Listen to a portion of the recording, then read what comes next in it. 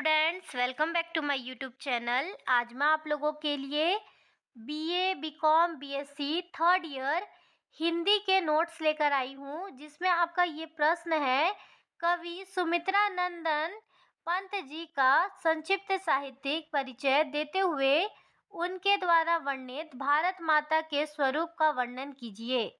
ये क्वेश्चन आपके एग्जाम में इस तरीके से भी पूछा जा सकता है, भारत माता के स्वरूप का वर्णन कीजिए। अगर इस तरीके से पूछा जाएगा तो आपको कवि सुमित्रा नंदन पंत जी का जीवन परिचय नहीं लिखना है। अगर जीवन परिचय लिखने को भी कहा जाएगा तो आप सबसे पहले जीवन परिचय लिखिएगा। तो चलिए देखते हैं कैसे लिखेंगे। उत्तर, सुमित्रा नंदन पंत जी का जन्म। जो सुमित्रा नंदन पंत जो कवि हैं, उनका जन्म उत्तरांचल राज्य के अल्मोड़ा जिले के कौसानी नामक स्थान पर 20 मई 1900 ईस्वी को हुआ था। कवि सुमित्रा नंदन जी का जन्म उत्तरांचल राज्य है और अल्मोड़ा जिला है। अल्मोड़ा जिला के कसौनी नामक जगह पर कब हुआ था? 20 मई 1900 ईस्वी को हुआ था। कौसानी हिमालय की गोद में बसा सुरगम्य पर्वतीय स्थल है।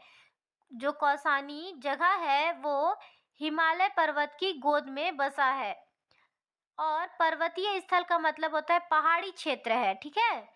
उसके नैसर्गिक सौंदर्य का पंत की काव्य संवेदना के विकास में बहुत बड़ा योगदान है।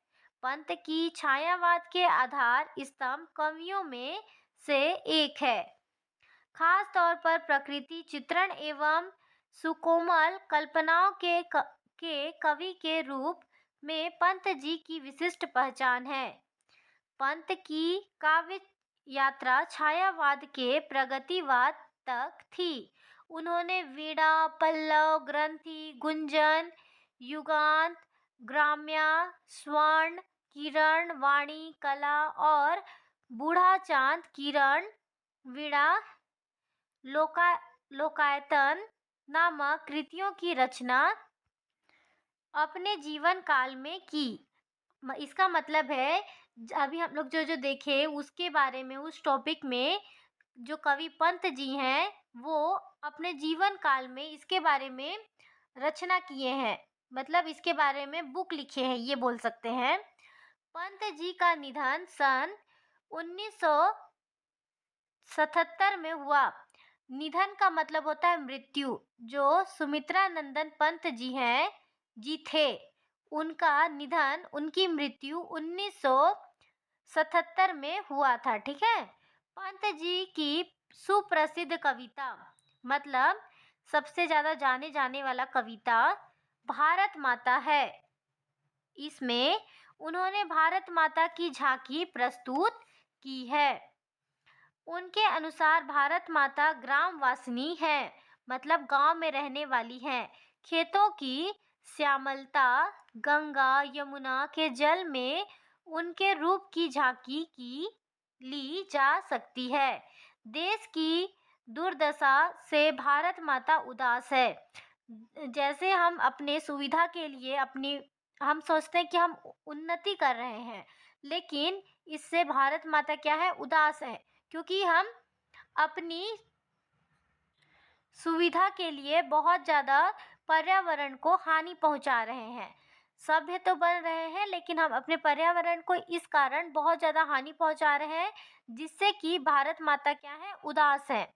सर्वत्र गरीबी, दीनता, विलाप, उदासी, भूखमरी, असभ्यता, मूढ़ता, अशिक्षा का साम्राज्य है। सन 1940 में लिखी गई इस कविता के बाद यद्यपि देश की परिस्थितियों में बदलाव आया है, किंतु अभी भी भारत माता का मुखमंडल दीप्त दिखाई नहीं देता। इसका अर्थ है कि जो ये जो यहाँ देखिए, सर्वत्र गरीबी, मतलब जब ये जो बुक है भारत माता के बारे में, ये जो बुक लिखा गया है, कविता लिखा गया है, उस समय भारत में बहुत ज़्यादा गरीबी था, दीनता था, विलाप था, उदासी था, भूखमरी था, असभ्यता था, मूढ़ता था, अशिक्षा का साम्राज्य था, शासन था, ठीक है। सन 1940 में लिखी गई इस कविता के बाद यद्यपि देश की परिस्थितियों में बदलाव आया है।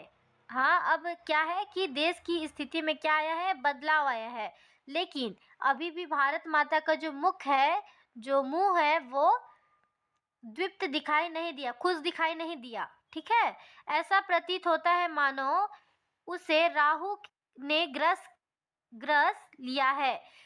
जो राहु है वो एक प्रकार का ग्रह है। ऐसा बोला जाता है ना कि तुम्हारे ऊपर अभी राहु केतु का वास है, तुम्हारे ऊपर अभी राहु केतु चल रहा है। इसका मतलब ये एक कहावत है, राहु केतु जो जब चलता है तो जिस व्यक्ति का चलता है उसका वक्त बुरा जाता है। इसलिए कहा जाता है कि अभी तुम्हारे ऊपर राहु का वास हो गया है, या फिर राहु ने अभी तुम्हें ग्रस्त कर लिया है। ठीक है, राहु एक ग्रह है। हिंदी साहित्य जगत के आधुनिक युगीन छायावादी कवि सुमित्रा नंदन पंत जी ने अपनी कविता भारत माता में अंग्रेजों की पराधीनता की बेड़ियों में जकड़ी भारत माता के बेटों का मार्मिक दशा का करुणिक चित्र खींचते हुए भारत माता की मातृशक्ति के स्वरूप को अभिचित्रित किया है। इसका मतलब है पहले पहले जब हमारा देश आज़ाद नहीं हुआ था, स्वतंत्र नहीं हुआ था, तो यहाँ किसका राज चलता था, अंग्रेजों का। तो इससे जो भारत माता है वो बहुत ज़्यादा उदास थी कि हमारा जो देश है उसमें हम रह तो रहे हैं, लेकिन हमें ऐसा महसूस हो रहा है कि हम यहाँ के मेहमान हैं, मतलब हम यहाँ खुश नहीं हैं, अंग्रेजों की गुलामी कर रहे हैं, अंग्रेजों ने हमें जकड़ लिया है, ऐसा भारत माता का कहना है।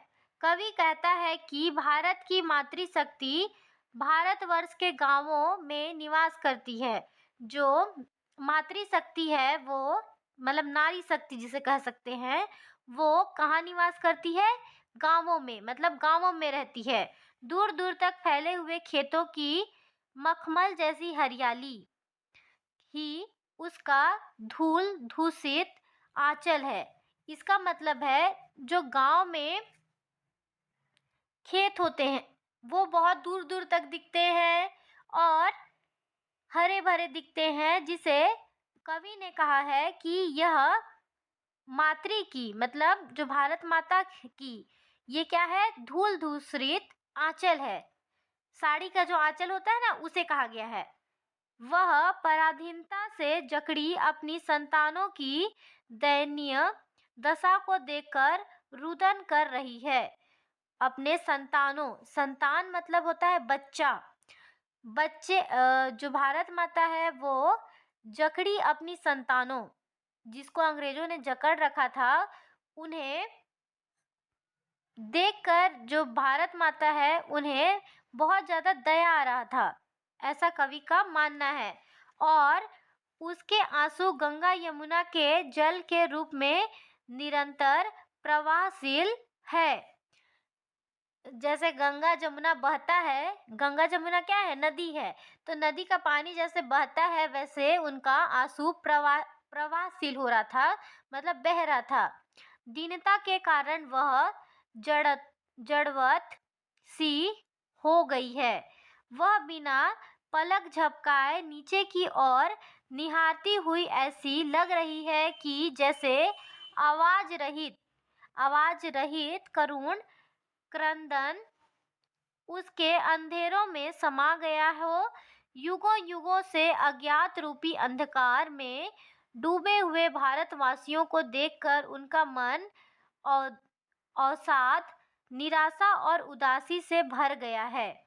इसका मतलब है युगों युगों मतलब बहुत पहले से, वर्षों वर्षों पहले से अज्ञान का मतलब होता है जो जिस चीज़ की हमें ज्ञान नहीं होती है, जिस चीज़ के बारे में हमें पता नहीं होता है उसे बोलते हैं अज्ञान। ठीक है, अज्ञान रूपी अंधकार, ऐसा अंधकार जिसके बारे में हमें पता नहीं है, कब से, युगों युगों से, वर्षों वर्षों से, उसमें जो भारत के वासी हैं, भारत में रहने वाले हैं, वो डूब डूबते जा रहे हैं, जिसको देखकर जो भारत माँ है उनका मन निराश होता जा रहा है, उदास होता जा रहा है। ठीक है, ऐसा लगता है कि वह अपने घर में ही निवास करती हुई एक विदेशी की भांति जी रही है।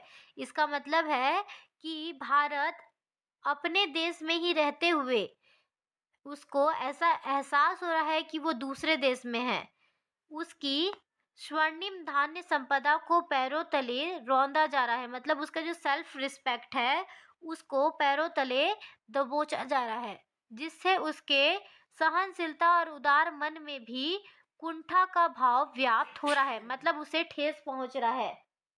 उसके करुण क्रंदन से कांपते हुए अधरों की हंसी ऐसे मौन हो गई है मानो राहु ने उसे ग्रस्त कर लिया है, मतलब उसकी हंसी में कोई ग्रह लग गया है। ठीक है, इसका आशय यह है कि कवि ने भारत माता की विपन्नता, दीनता, जड़ता, मलिनता, कुंठा एवं विषादपूर्ण दशा का चित्रण कर एक और पराधीनता के युग में उसके स्वरूप को अभिचित्रित किया है, तो दूसरी ओर उसके मातृ स्नेह एवं मातृत्व को अभिव्यंजित करने का प्रयास किया है।